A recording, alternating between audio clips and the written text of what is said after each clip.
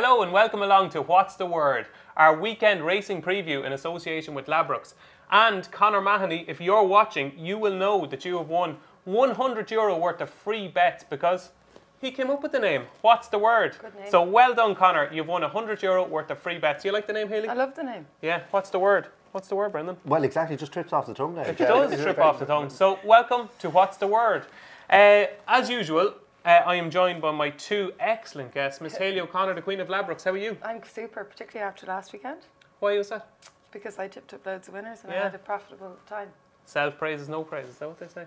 And Mr. Brendan Duke, how are you? Good form, thanks, David. Yeah. Yes. So we're going to start off, as ever, with our traditional quickfire questions. And if you want to ask the panel some questions, send in a comment. We want to hear what questions you want Miss Hayley O'Connor and Mr. Brendan Duke to answer. So send in your questions for next week's show, and the best question will win €100 worth of free bets. What's not to like about that? So get your questions in to Hayley and Brendan. So this week's questions are, and the first one is to you, Hayley.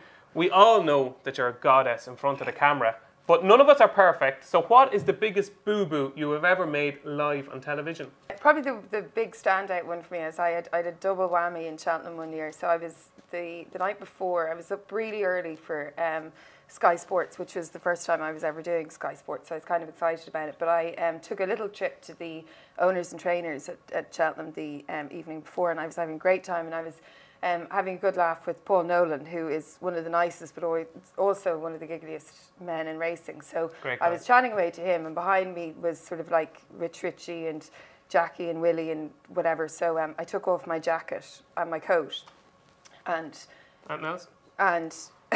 Willie and Jackie quickly came to me to tell me that my dress was tucked into my knickers. So anyways, the next day I go and I'm nice knickers.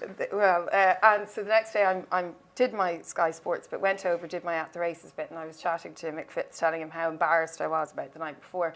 And then he says, oh, well, do you know what's more embarrassing? And I said, what? And he said, you're wearing odd shoes.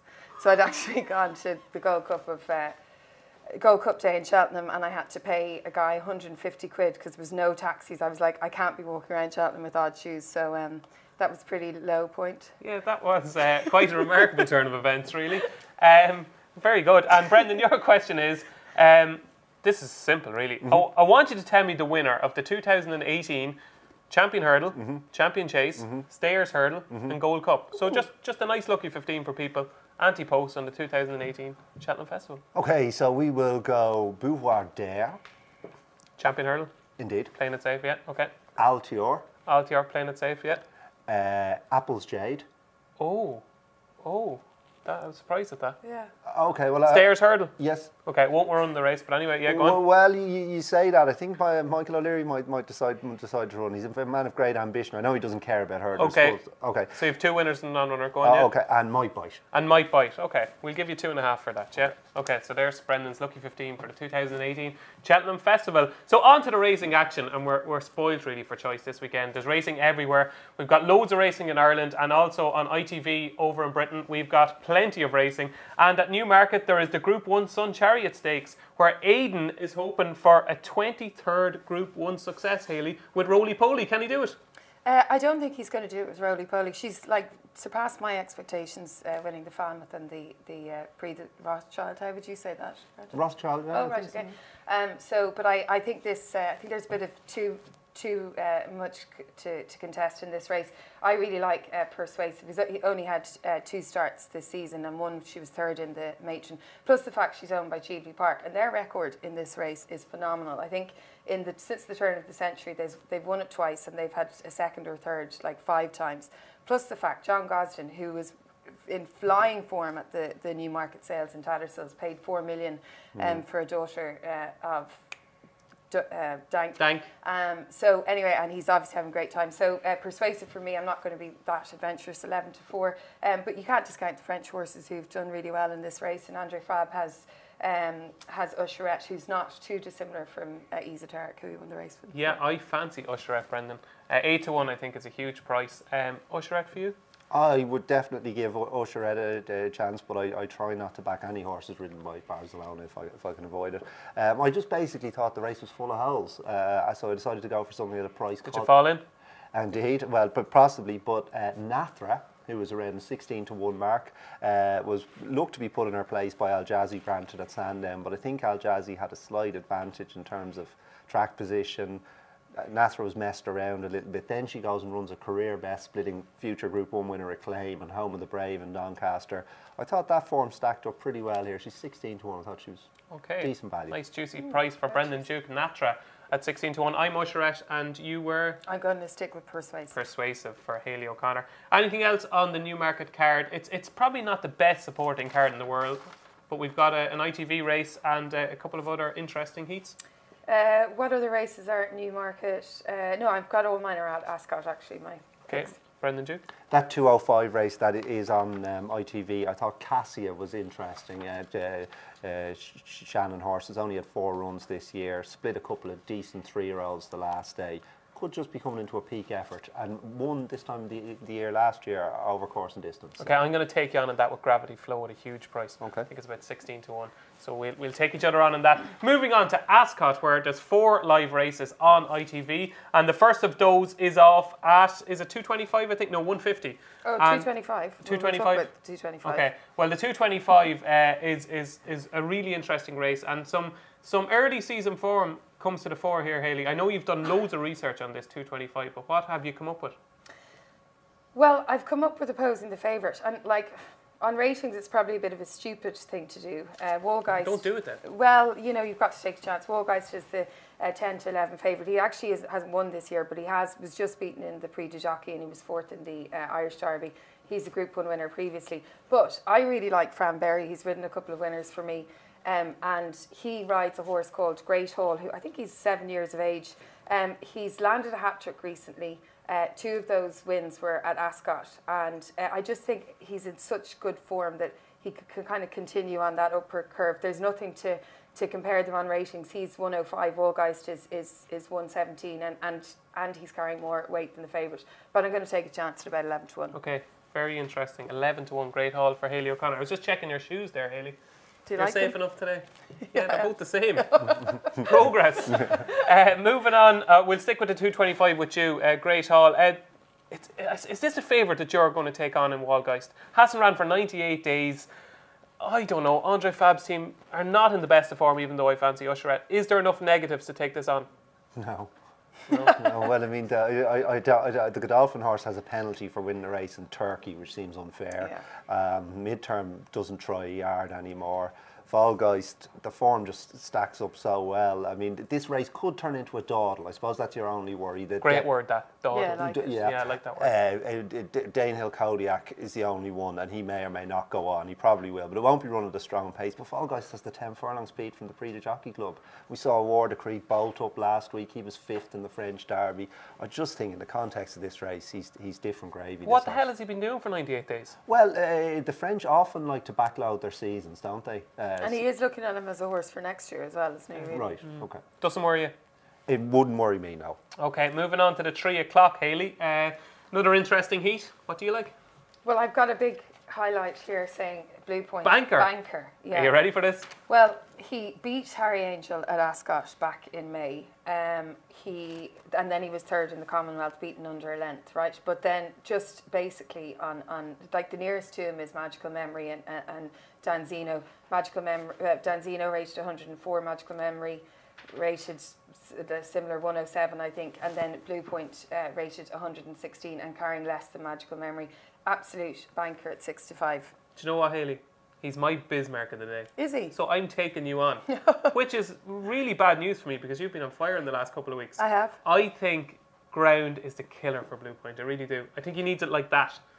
I think he could struggle on the ground, but you're the lady in form. So I might have to change my mind. So we have 1 in the Blue Point camp. We have 1 out of the Blue Point camp.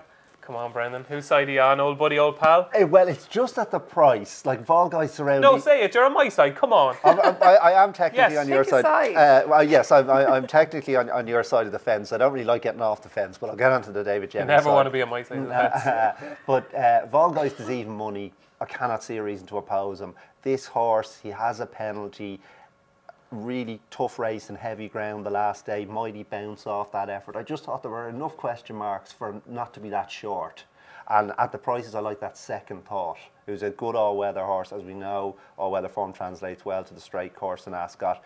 Didn't do very well on his comeback, granted, in Newbury, but that was a messy race and he was messed around. It was his first run for 4 months. I could see him stepping up on that. Second thought each way against the Fav. Okay, and it's projection for me against Blue Point. So, Hayley, hopefully you won't be able to prove us wrong, but only time will tell.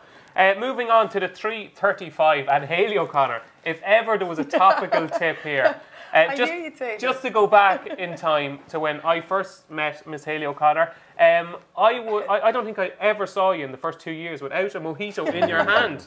It used to be in Galway, there was a mojito bar beside the press tent, and Hayley actually didn't even enter the press tent. You just stayed in the mojito bar. It was called media relations. I was buying them for the press because they were having a desperate time, and I just wanted to make sure nobody had an empty glass. But and by the way, they're down in Galway. They're known as mojitos, so they're not mojitos. But listen, the horse. I actually am going to back him. So am I. William Haggis's horse, like a huge. The challenge. This race is so difficult. You should probably go for a bigger prize. But I just thought the way he won in York was superb. This horse could potentially be a Group 1 horse, Brendan Duke. Mojito, I'm telling you, this horse is a superstar in waiting. William Haggis has accepted the fact that he's trained this horse badly this year. He wants to get into Britannia, left it too late. The horse improving. I think William thinks he's a superstar. I think he's a superstar. Hayley loves mojitos. Come on, join the Mojito Club. Well, I don't want to readily oppose him. I just thought maybe at a price I might chance Raising Sand. Owned by Hugh Taylor from At the Races. Oh, right, I didn't know that. He's a more exposed horse, but I thought he's an improving horse despite being a 5-year-old. I thought a particularly good effort over course and distance the last day where he missed the break. Now, he's a nasty habit of missing the break, this horse. Hate that. Yeah, it is. It's a worry. But he's around 14 to 1. I thought there'd be a decent bit of pace in this race between your horse won't want to be, for want of a better word, a dawdle. Arcanad is another miler, want to get on with things. My Jack will likely make the run, and so I thought if he could get out of the stalls, sit midfield, I thought he was a solid each way play. Do you prefer pattern races or handicaps to have a punt in? I come up with the questions here. All right, fair enough. Go on. I'll go and answer it then. Generally pattern races because I find well, they're smaller fields for a start. Anything else you want to get off your chest there? No? Okay, can we move on now?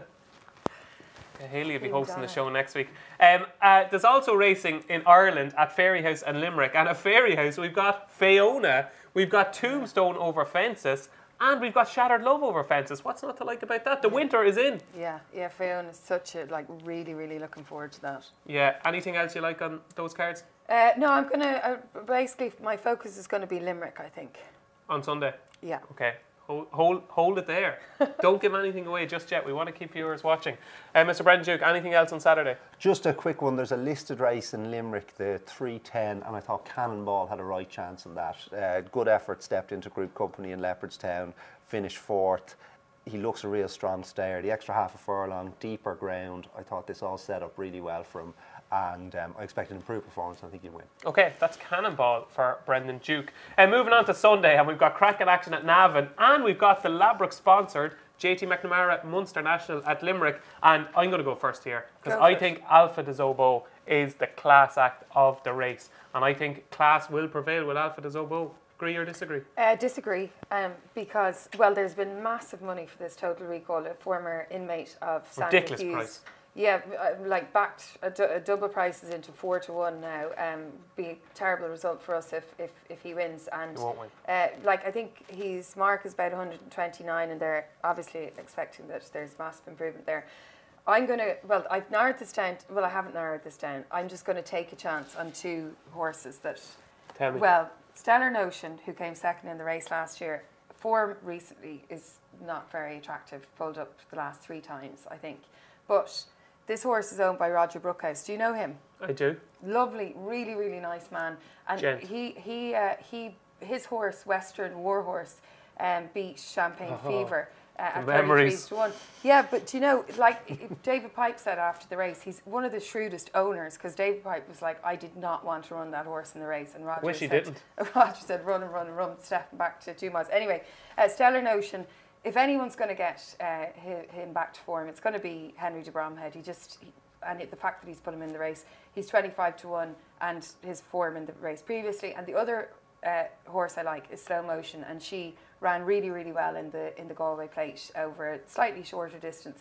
Not amazingly in Listowel, but I think Slow Motion, she's a 5-year-old, and I think she could end up being quite special. Okay. She's 16 to 1.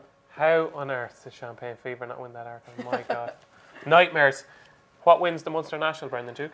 Well, I mean, backing unlucky horses is a perilous business, but this Arkwrist, I mean, how that got beat down in the Kerry National. Don't want to talk about it.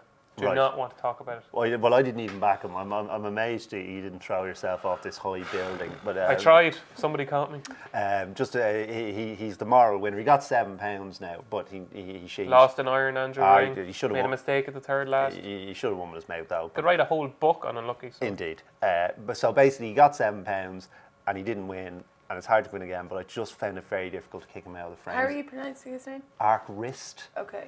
Arkwrist. Yeah, that's quite good. Yeah. Yep. Yeah. And 6 to 1 each way. I thought he's very solid. Okay. I think it has to be Alpha de Zobo. And very quickly, the Irish Cesar, which is at Navan this year, my local track, pronounced Navan if you're from Navan. It's a couple of A's. Snow Falcon, I think, could be a local winner here for Noel Mead. Colin Keane is not riding for the boss. He's jumped off a Ger Lyons horse that's a shorter price in the market than Snow Falcon to ride Snow Falcon. So it's Snow Falcon. Yeah, I like Snow Falcon.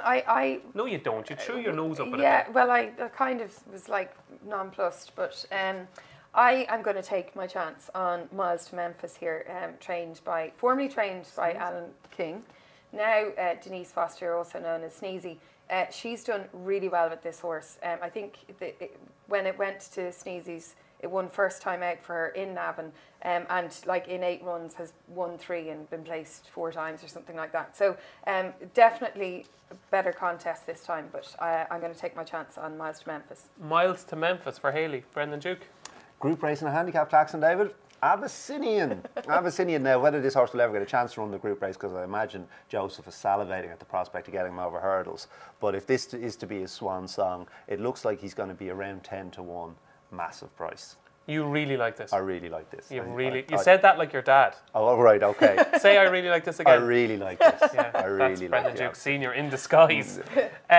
Now, before we give our best bets of the weekend, we have to mention our very own Gavin Lynch, who last week gave us another winner at Dundalk. Cockahula Baby won for Gavin last week, and all anybody wants to know is what the hell is Gavin Lynch tipping at Dundalk?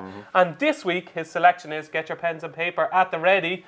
It is in the 7 o'clock, and it's Lethal Steps, who was 5 to 1 last night. Gavin obviously took that. It's 7 to 2 now, but Gavin thinks Lethal Steps is the one to be on at Dundalk tonight. And you know what? So do I. Oh.